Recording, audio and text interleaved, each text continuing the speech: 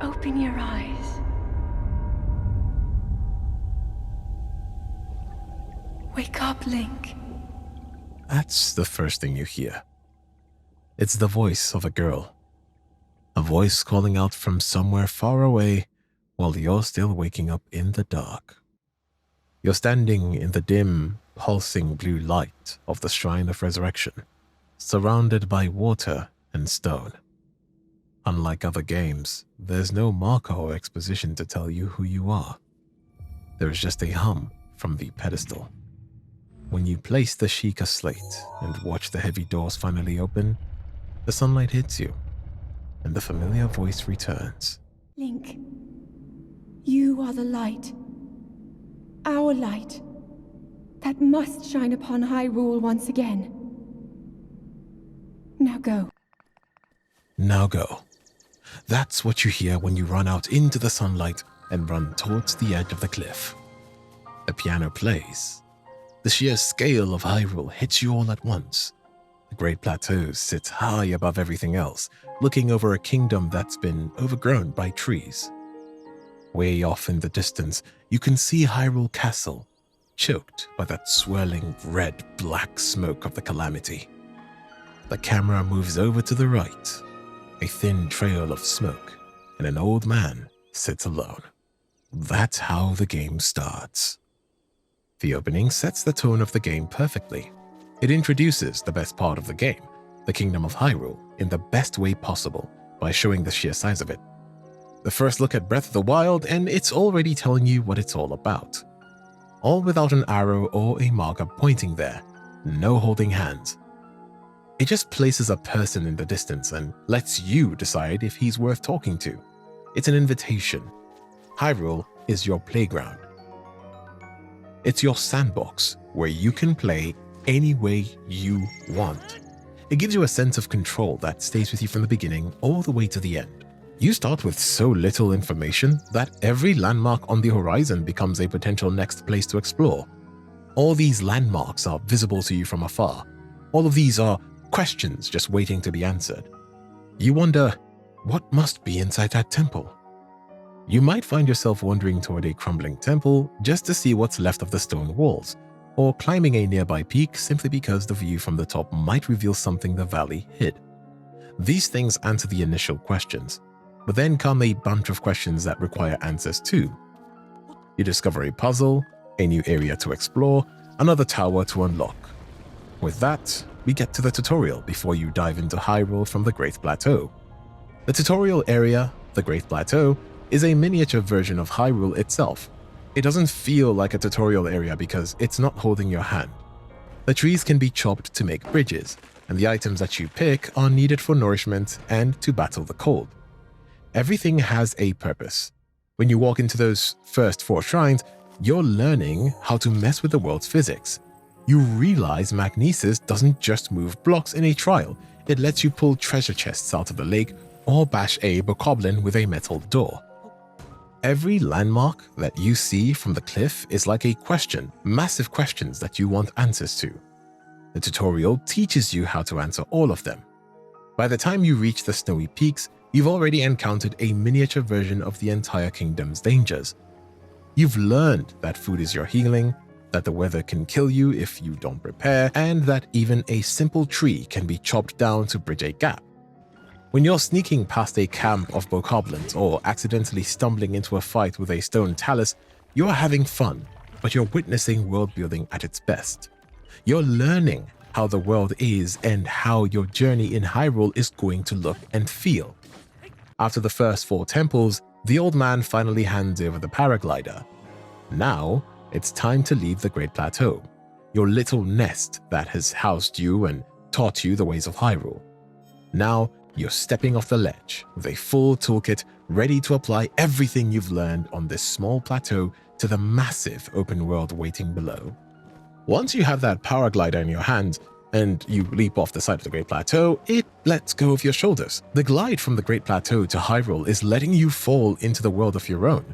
Now, the transition from the tutorial to the total silence of the wider kingdom sinks in when you step on the ground. The soft gates you encountered earlier, the cold air that drained your heart, or the cliff that exhausted your stamina, they're the only things actually stopping you. There are no invisible walls or locked doors requiring a specific key. The only thing limiting you from going to different biomes is the lack of gear or prep. No barriers are stopping you. The post-tutorial freedom after the Great Plateau is very empowering. The scale of the map is like a series of personal choices that you can make. You might head toward Kakariko Village because the old man suggested it, but 10 minutes into that walk, you'll see a strange glow on a hilltop or a crumbling tower rising out of the trees, and you'll just go there. The world in Breath of the Wild is different. It has solved the modern problem of open world. It is the perfect open world. Hi, it's lovely to speak to you all, and thank you for being here so far. Feel free to like and subscribe if you want more videos like this. I'll be making content like this from now on, so stick along for the ride. Now then, in development of Breath of the Wild, the developers at Nintendo were having a tough time. Breath of the Wild was going to be their first open-world game since the first Legend of Zelda. Before them, they had a riddle to solve. The problem of the modern open world. The modern open world at the time was flat. The developers were staring down at a massive problem that most open-world games haven't solved. When you think of open worlds through their conception, they have only gotten bigger and larger. Every time a new open world is announced, it's always marketed as bigger and more massive than the last game.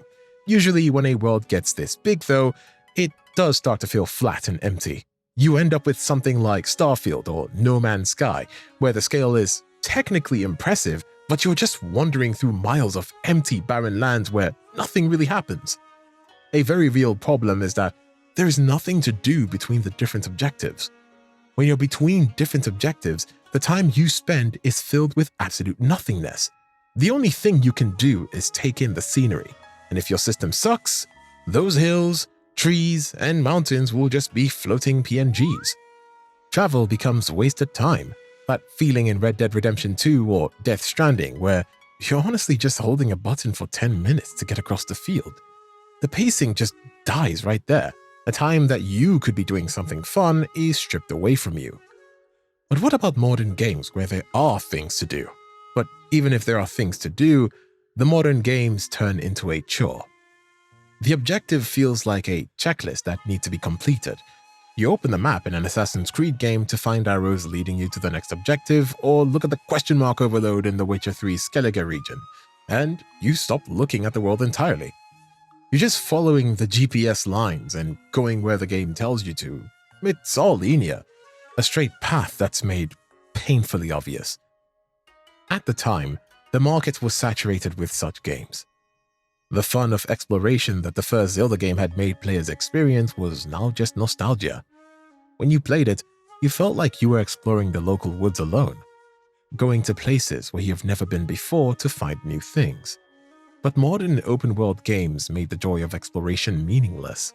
The exploration in those games feels pointless. Most places that you can explore really don't matter. In Starfield or Mass Effect Andromeda, you can land on a dozen planets, but they all lack that care and thought that make you want to explore every corner. There is no real discovery in these games. When you feel like you're about to discover something on your own, heading towards new things, you hit barriers that stop the fun. Invisible walls, level requirements, and things like Odyssey or gear scores in The Division 2 that tell you you're only allowed to go here now and at this time. It's not really fun, is it? These barriers turn these games into a series of linear missions in an organized world. It forces you to do those things. It doesn't want you to explore, and even when it does want you to explore, it makes you do it with limitations. These barriers and meaningless objectives make the game a series of chores. Something that comes to mind are Ubisoft Towers or the busy work in Assassin's Creed Valhalla. These activities are just copy-pasted over and over to fill space. The freedom in such games feels limited. In GTA 5 or Red Dead 2, you can do anything you want in the open world, but when you take up a mission, the game is not open world anymore. It's now incredibly rigid about exactly how you're allowed to solve a problem. However, the developers at Nintendo saw all these glaring issues in the modern open world games and decided to solve all of them in the next Zelda game. To solve these issues, Nintendo found its answer in simple geometry. They were going to use shapes to solve the issue of open-world games feeling flat. Nintendo would use a technique they call the triangle rule. If you look at the terrain, it is built all around triangular shapes. It's built with triangular structures and terrains like mountain hills and triangular rocky cones. You may not see it when you look at a triangle, but what Nintendo saw when they looked at a triangle was the perfect structure to build their open world around. Triangles are the perfect tool for an open world because they force you to make a choice. When you run into a massive triangular mountain, you have two choices. Do I climb over it, which costs stamina, or do I even have the stamina to climb it? The other choice is whether to just wrap around it. This is because you see the triangles taper at the top. As you move, the world unfolds in stages. Exploration feels meaningful because it is on your own terms. You discovered what was at the top by your own choice. You climbed that hill or wrapped around it by your own choice. Nintendo decided to scale these triangles into 3 different sizes: large, mid, and small. All these shapes are used to dictate how you feel when you traverse through Hyrule. Large triangles are your landmarks. These are the massive peaks you see from miles away that help you keep your bearings without checking a map. Medium triangles are the view blockers. Their job is to hide specific locations until you get close enough for the big reveal. Small triangles are for your tempo. If you actually notice, the ground in Hyrule is rarely flat. Much like the world, these tiny bumps and rock bits means you're constantly making micro-decisions about where to step, keeping the traversal from becoming that dead time we see in other games. What these triangles really do is act as a form of hide, a sort of soft hide. It obscures things, but not completely. These triangles are still explorable with your own decisions. But what if they want to obscure something directly?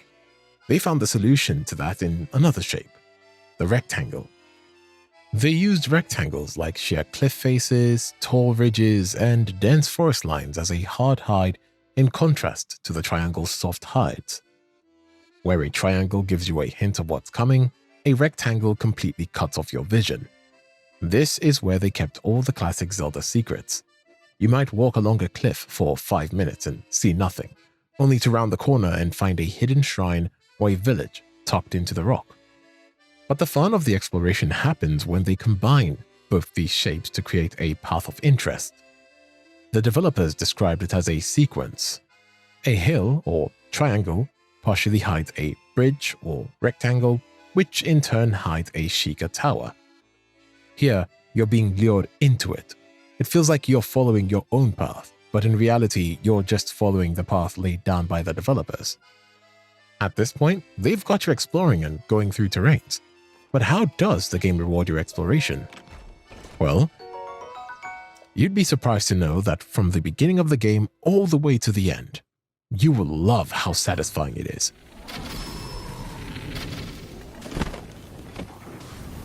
From the early game, you see a weird circle of rocks in a field or a single stray one on a peak. When you lift it, a Korok pops out to give you a seed. It's a tiny interaction, but it immediately confirms that the developers were thinking exactly what you were thinking. You spot a metallic glint at the bottom of a lake, then you pull out your magnesis, only to find yourself hauling up a chest. While moving around at the beginning of the game, the small detours give you rewards. The whole world is meant to be harvested. You raid a bokoblin camp to harvest arrows and shields. The game rewards fetching little things that would feel pointless in other games. In the game, you can spend 5 minutes fetching Hylian shrooms and hunting boar, because you know those ingredients reward you with better healing and buffs, which actually makes the game better. Moving around in the Great Plateau in the beginning, you're just wandering through a forest when the music shifts. The ground starts to shake, and a massive stone talus rises out of the earth. You stumble into an optional mini-boss just like that. Now you know that the game has mini-bosses scattered all around the game. When you defeat it, the reward is amazing, with multiple valuable gemstones. Once you leave the plateau to hit the middle game, the rewards keep evolving. Take the Korok seeds. At first, They feel silly at the moment, but then you realize those little golden poops are the only way to carry more than 5 swords. And there it is. Now you are instantly hunting them down. Now you are hunting, you scan the world, and you find some suspicious-looking lily pads because you need another shield slot. The world gives you signs for you to discover these rewards on your own. The shrines are now your stamina engine. Every shrine you solve, you get a spirit orb. In any other game, the way to level up is just getting experience points or collecting a resource to add skill points. In Breath of the Wild, leveling up means solving shrines and doing these objectives. Every spirit orb you dump into your stamina wheel is a direct upgrade to your freedom. Now you can explore much further. Exploration feels more explory thing. But the coolest part of the mid-game is when you stumble onto a memory. You'll be standing in some random mossy ruin that doesn't look any special, but then you get a cutscene with Princess Zelda standing right where you are, 100 years ago. The game rewards exploration with lore and world building. After a while of playing through the mid-game, where you've got about 50 hours in, now you've got the hang of the game. Hyrule is your playground. At this point in the game, Linnels don't scare you anymore. Before, it meant danger. Now you're seeking them out, because you want their bows and guts to upgrade your armor at a great ferry. You have now understood the core gameplay loop of exploration. But now let's understand the part of the game that lets you interact with the world in unique ways, which makes it feel alive. The physics and chemistry of the world are really well done, which lets you do crazy unimaginable things. Take fire, for example. You realize that the big grassy field in Akala can be a tactical weapon. One flame can start a wildfire. This can start panics in entire enemy camps. Above that, it creates updrafts. You can literally start a fire on purpose to launch yourself into the sky, giving the slow-mo moments to rain down some arrows real quick on a guardian. Even the brambles of thorns can be burned. The weather forces you to actually change the way you play. When a thunderstorm hits Farron, it completely changes your loadout. You're scanning your inventory, swapping out metal swords and shields so you don't get struck by lightning. Or you could also drop a metal weapon near an enemy to bait the lightning onto that enemy. The rain also changes the way you play the game. If you're climbing up a mountain and it's pouring, you're going to be slipping. Now you will be struggling to find ledges to rest on. This interactivity between the various elements applies to everything in the game. Metal conducts electricity, wood floats, and ice melts. You find yourself chaining electricity through a line of dropped metal weapons to solve a puzzle, or using cryonis to tip over a guardian sitting in a puddle. Even the physics gets weirder the more you play. You're using stasis to launch minecarts like projectiles or triggering rockfalls to wipe out a camp below without ever drawing your sword. The cool part about this is that the performance of the game tells you it's alive because when you set a massive field on fire, the frame rate dips slightly. It's really cool to see that the world is so alive that it affects the performance itself. The world also forces you to prep based on what the game decides. In the Elden region, it's so hot your wooden bows will literally catch fire in your hands. In the Gerudo Desert, you're constantly swapping gear to handle the day heat and the night cold. In Breath of the Wild, you're living in the world. You're turning mushrooms and bugs into builds, stealth buffs, heat resistance, or stamina boosts. Every animal you hunt, or horse you tame, makes the world feel responsive, because those choices matter and change the gameplay. These side activities that you do become part of the game, which have real benefits like making flights much easier or making regions accessible. The cooking system is another immersive aspect of the game, adding to this alive feel of the world. In most games, crafting is just clicking through a menu item and looking at the inventory. In Breath of the Wild, it is a tactile experimental process that makes you actually look at the world differently. To cook, you firstly need a lit cooking pot, which you can do yourself. Now that you stand over the pot to cook, you must literally throw it into the pot. You hold the ingredients in your hand and throw them in together at the same time into the pot. That little jingle that plays when Link is done cooking creates a perfect feeling of getting a recipe right in real life. These are the things that someone notices about the world explicitly. It's right on your face. But something that you can only feel when you play the game is the impact of the aesthetics of the game. When you go through the trees and hills, there is a certain warmth to it. The clouds have a cool tone to them. They're not necessarily hyper-detailed like modern games. The structures in the games are simplified. The realism in the game really doesn't matter. What stands at the center stage is the color. Let us talk about the soothing colors that are sweet on your eyes.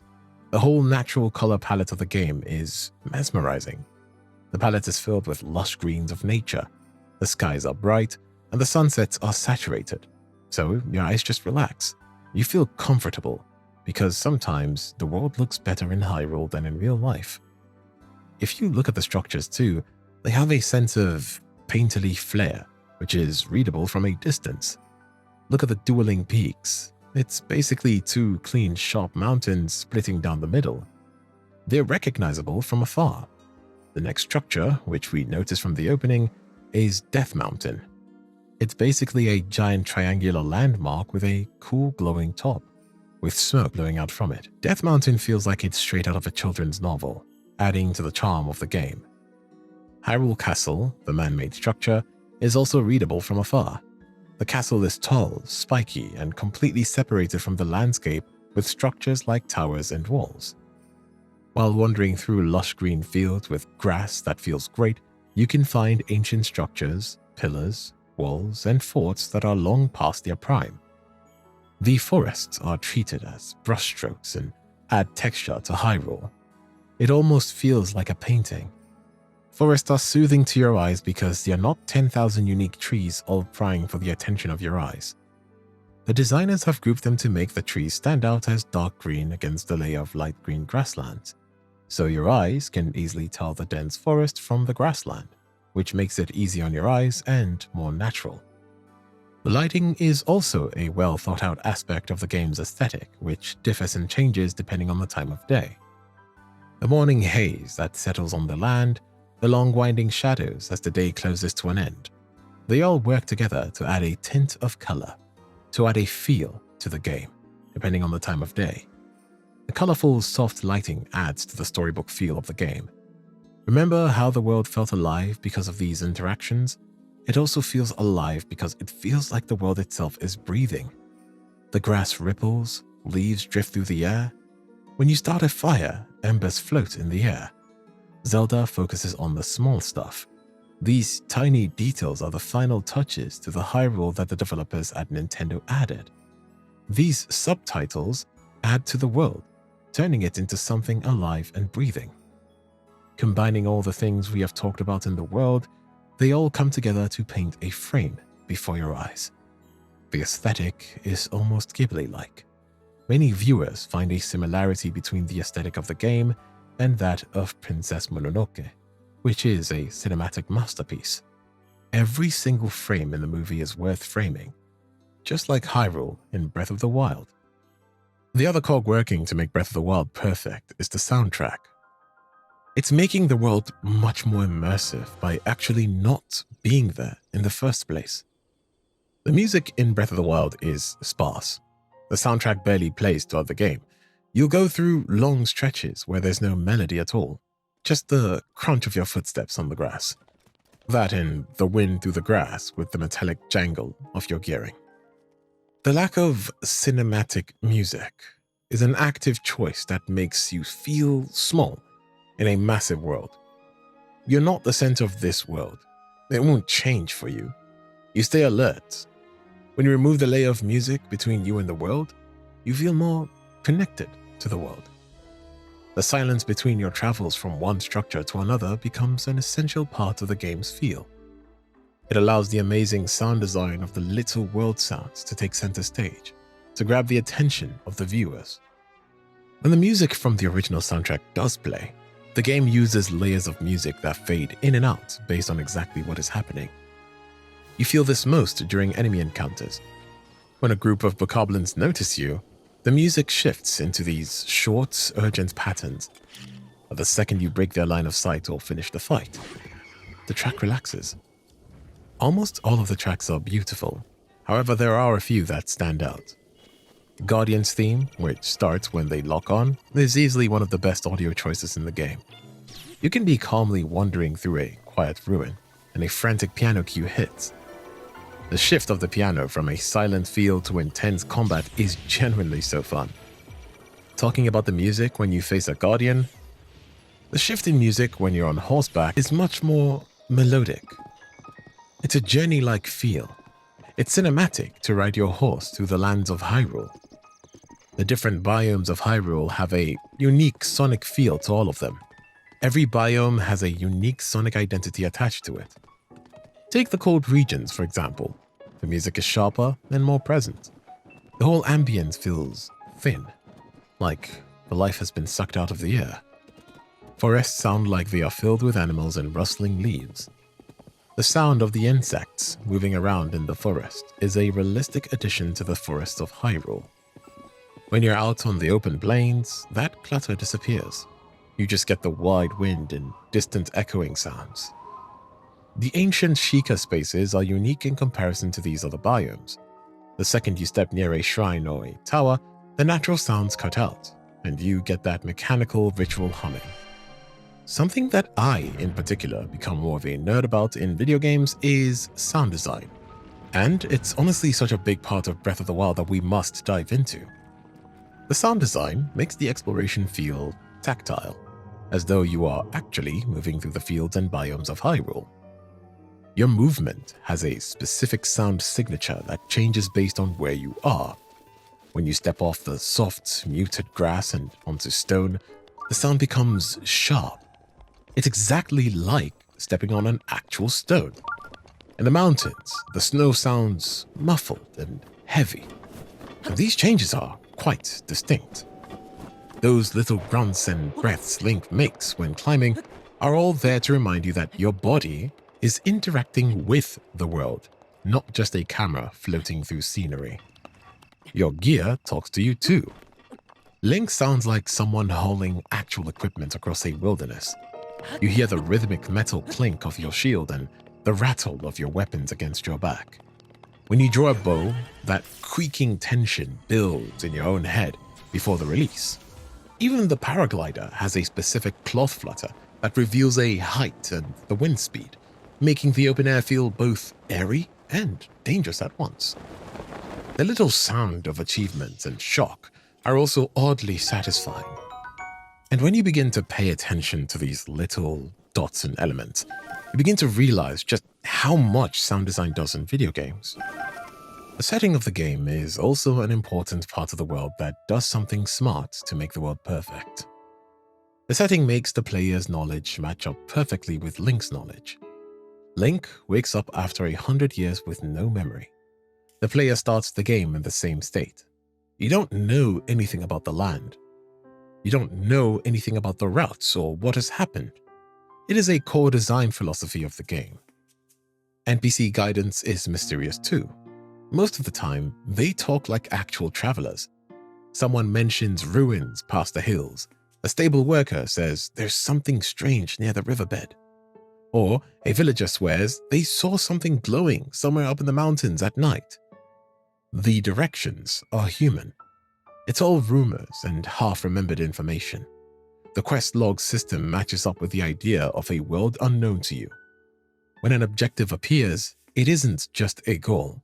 It tells you what needs to happen, but doesn't tell you how to get there. It's up to you to figure it all out. You have the tools. You have the information. The choice is yours on how you're going to complete the task at hand. This core design principle carries itself into the map as well. Early on, the map is empty. It's incomplete. You can see through the rough shapes of the things, but roads and elevations of the area only become clear once you're physically present there. It's as though you have been to this place but forgotten all about it. The pins and stamps system pushes that idea even further. Instead of the game labeling every point of interest automatically, you build your own little memory system. Maybe one stamp means come back later with fire. Another marks a place where enemies were too strong earlier. Maybe you mark a good hunting area, a cooking pot, or a weird statue that clearly means something, but you don't understand it yet. Your map slowly turns into a notebook of personal observations. It feels deeply personal.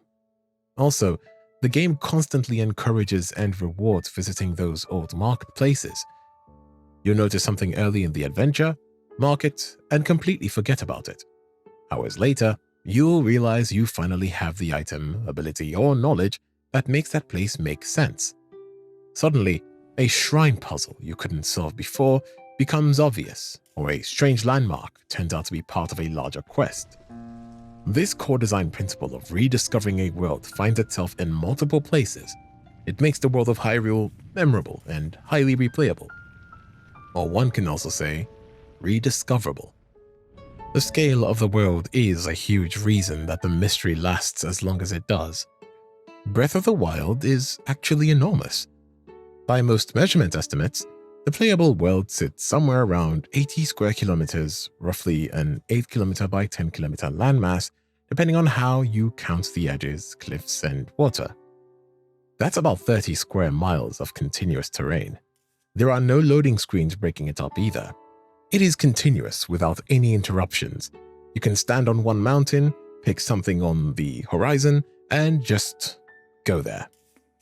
That's why traveling across Hyrule can take a while, especially early on when you're mostly moving on foot. Crossing from one side of the kingdom to the other isn't just a quick jog across a theme park. It's kilometers of terrain, forests, cliffs, plains, valleys, ruins, rivers, weather systems, and enemy camps all layered together in one uninterrupted space. The uninterrupted size of the game makes the world feel massive, but what else is there that makes Hyrule feel massive? For that, you need to look up. A lot of open worlds measure size strictly in square kilometers, but Breath of the Wild stacks terrain on top of itself.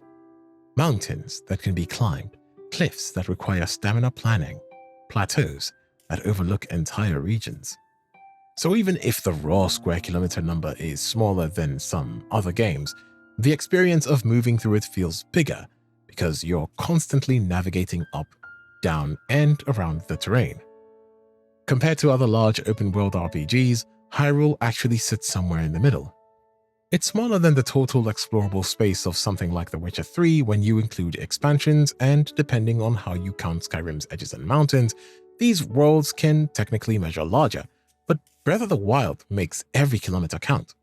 Within the Zelda series itself, the difference was massive. When the game launched in 2017, it was widely described as the largest world the series has ever attempted. Earlier Zelda games had large areas, sure, but they were often segmented. Separate fields, zones connected by transitions, or regions divided by loading screens. Breath of the Wild changed that completely. For context, coverage and developer interviews around launch often summarized the world as being roughly 12 times larger than the overworld in Twilight Princess. At the release, it was huge. A very underrated aspect of the game that's often overlooked is the storytelling. The story feels like an excavation of the story in the world, matching up perfectly with the feel of the world when you explored. Nintendo's intro sets this up perfectly. Link wakes up after 100 years with zero memory, and the game explicitly tells you there is no right way to adventure. You gradually piece the past together by meeting people shaped by the calamity and finding captured memories in any order you want. This makes the player reconstruct the emotional arc of Link and Zelda like a lost archive. The main quest is a mere tree trunk, but the whole tree is spread across the world itself.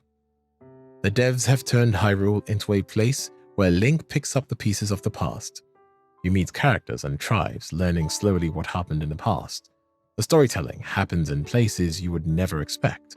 Roads, ruins, settlements, places where lives were changed because of the calamity. The story is told by the world itself.